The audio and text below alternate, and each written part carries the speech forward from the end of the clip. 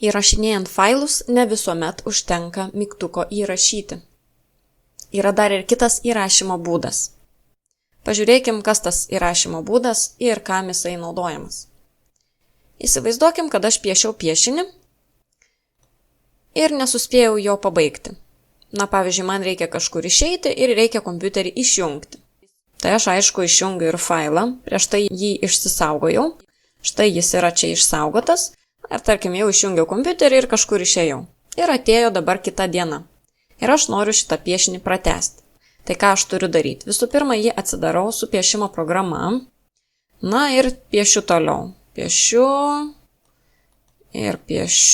ir tarkim, vėl man reikia kažkur išeiti. Vėl nebegaliu jo pratęsti ir norėsiu jį pabaigti rytoj.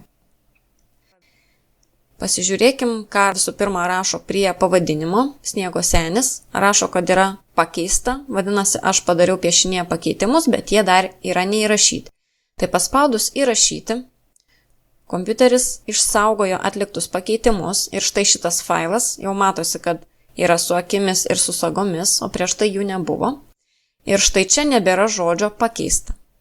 Tai ką iš tikrųjų daro tas mygtukas įrašyti? Ir kodėl man nebeatsiranda failo įrašymo langas? Kodėl man nebeleidžia pasirinkti kito aplanko ir kito failo pavadinimo? Ogi todėl, kad tas mygtukas įrašo ant to paties failo, su kuriuo aš dabar dirbu, kuris dabar yra atidarytas.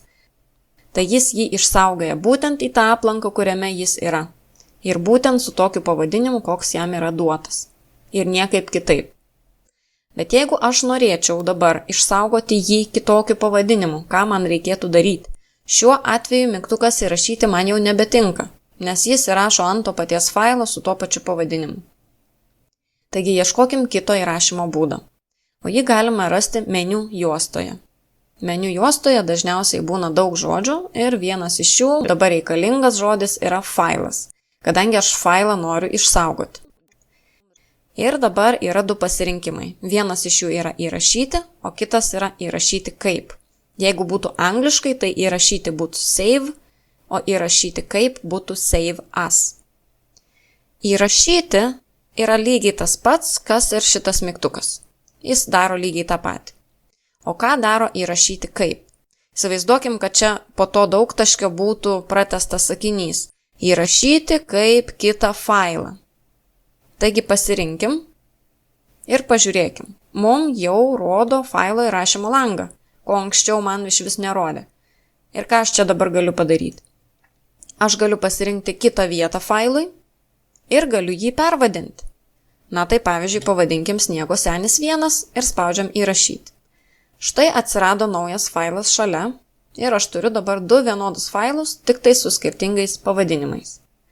Pabandykim dabar piešti toliau. Jeigu aš dabar paspausiu įrašyti, ar žinai, kas bus? Kas pasikeis? Ar šitas failas? Ar šitas, ar jie abudu? Iš tikrųjų, tai reikia žinoti, su kuriuo mes failu dabar dirbame. O jo pavadinimas yra štai viršui, Sniego senis 1. Tai jeigu dabar spaudžiu įrašyti, keičiasi štai šis failas.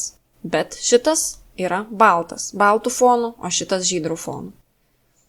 Taigi, ką aš jame bekeiščiau, ką bedaryčiau, paspaudus įrašyti, man keičiasi būtent šitas failas, nes aš su juo dabar dirbu.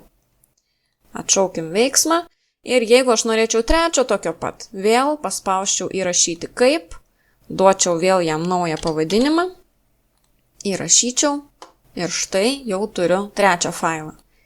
Ir dabar aš dirbu su failu Sniego senis 2.